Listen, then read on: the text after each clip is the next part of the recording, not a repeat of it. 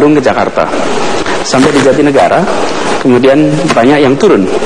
Nah, Natsir salah satu yang tidak turun di kereta itu, di gerbong itu. Lalu dia melihat ada orang tua yang juga tidak turun di Jatinegara. Lalu dia pindah ke kursi tempat orang tua itu dan menyapa, ini Pak Cokro ya. Assalamualaikum, waalaikumsalam, silahkan duduk.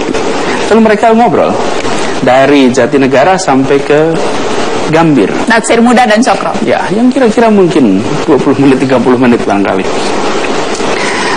Dalam kisahnya itu dikatakan, sesudah obrolan itu turun di Gambir, dia berubah. Dia menjadi seorang anak muda yang giat, anak muda yang memikirkan persoalan-persoalan kebangsaan, persoalan umat, persoalan besar yang dulu tidak terlalu menjadi fokusnya.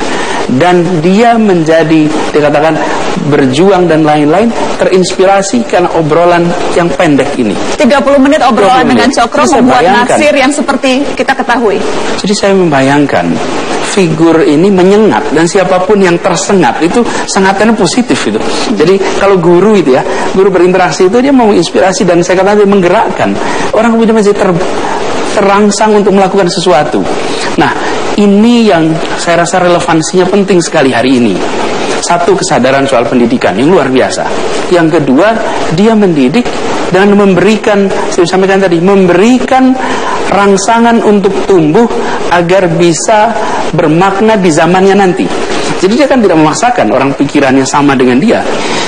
Kisah kecil ini menunjukkan betapa bila seorang pendidik, seorang guru itu berinteraksi, dia bisa memunculkan barangkali pertanyaan, gagasan yang buat orang berpikir, yang buat orang bertanya, apa yang sudah saya kerjakan, buat orang berpikir, apa yang saya harus lakukan. Mas Anies mau dong ada cokro-cokro baru sekarang? Bisakah kemudian kita mencetak cokro-cokro baru? Bisakah kemudian anak-anak muda yang ada di sini yang menyaksikan Mata Najwa karena rindu ingin tersengat? Adakah tokoh-tokoh seperti itu sekarang? Saya rasa banyak. Seperti yang disampaikan waktu cerita Pak Nasir itu, dia bilang, saya mau ketemu siapa saja, tidak usah dipilih-pilih, karena saya berharap suatu saat ada anak-anak yang berinteraksi dengan saya lalu terinspirasi. Banyak, hanya bedanya barangkali pada masa itu jumlah yang sekolah sedikit, lalu kita bisa mengidentifikasi di mana mereka kos, kelompoknya sedikit. Hari ini banyak sekali. Dan sebenarnya sumber untuk menjadi inspirasi sekarang sudah terdesentralisasi. Tidak hanya pada satu orang menginspirasi segala hal. Kita bisa mendapatkan pelajaran pikiran justru dari begitu banyak guru, begitu banyak sumber. Datang di online saja, bila kesana bukan untuk hiburan saja, tapi kesana justru mencari pikiran-pikiran yang disampaikan di dalam ceramah-ceramah, mungkin 5 menit, 7 menit, muncul pikiran-pikiran yang membukakan perspektif. Jadi sebenarnya hari ini kita punya stok yang banyak juga, dan ini yang harus kita kerjakan sekarang.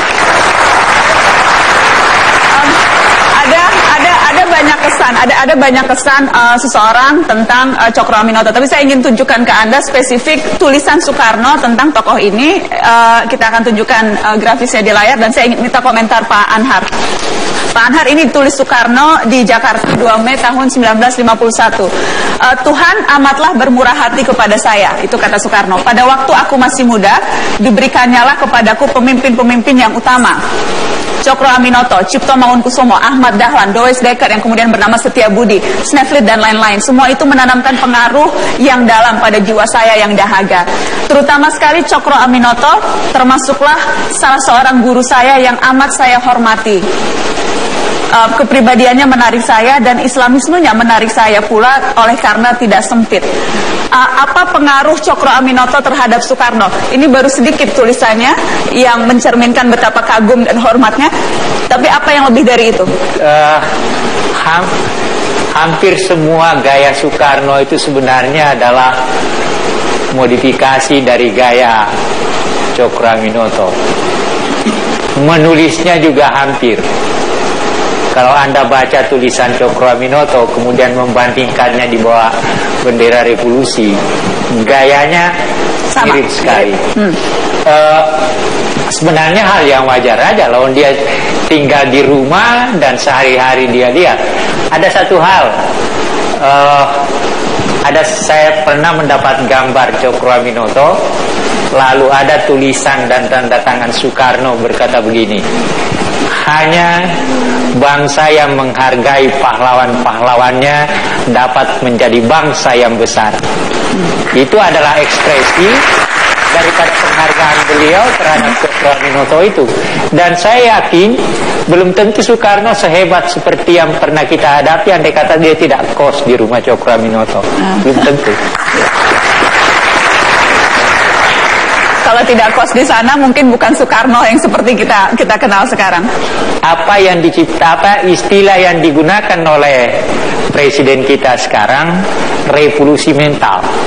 Andai kata bukan pemimpin itu melakukan revolusi mental pada dirinya dan kemudian rakyat, belum tentu kita merdeka seperti sekarang. Soekarno, Hatta, Cokroaminoto itu kan kalau dia mau sekedar enak hidup, ya enak hidup dia. Tetapi karena dia pemimpin dan dia mampu melampaui dirinya, maka kita berubah seperti sekarang. Dan memang nampaknya dunia ini dirubah oleh orang-orang yang bersedia menyimpang. Bersedia menyimpang. Kita kasih tepuk tangan Pak Anas.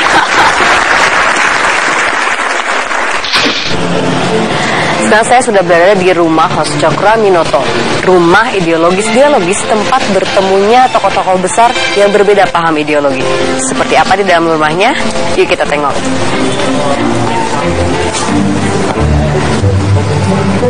Selamat pagi Pak. Pagi Pak. Bapak ini kan adalah anak dari Ibu Utari. Berarti cucunya dari Pak Cokro. Cucu yang Cokro, ya. Iya. Hari ini kita mau napak tilas nih Pak. Bisa temanin Pak? Silakan. Ayo Pak. Dengan senang hati.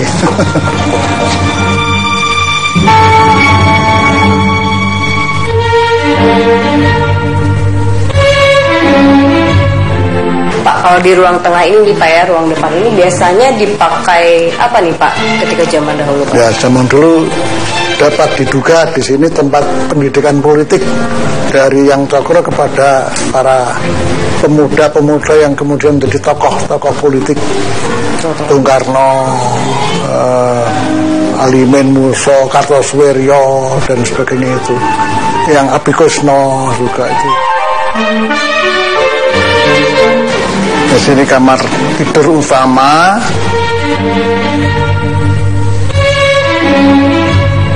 Kamar tidurnya putra-putrinya gitu. Yang waktu itu diasuh oleh Mbok Tampeng yang dalam film itu diperankan oleh Christine Hakim. Ya, kos-kosannya yang tempat Bung Karno dan yang lainnya itu di atas sana, di atas. Ini naik tangga sangat curam naik ke atas sana.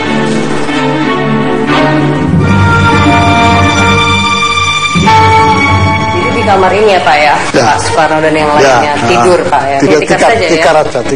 Tikar sama bantal aja. Dan di sini biasanya Pak Karno berlatih pidato. Ya, betul. Berlatih pidato diketawain oleh teman-teman kosnya.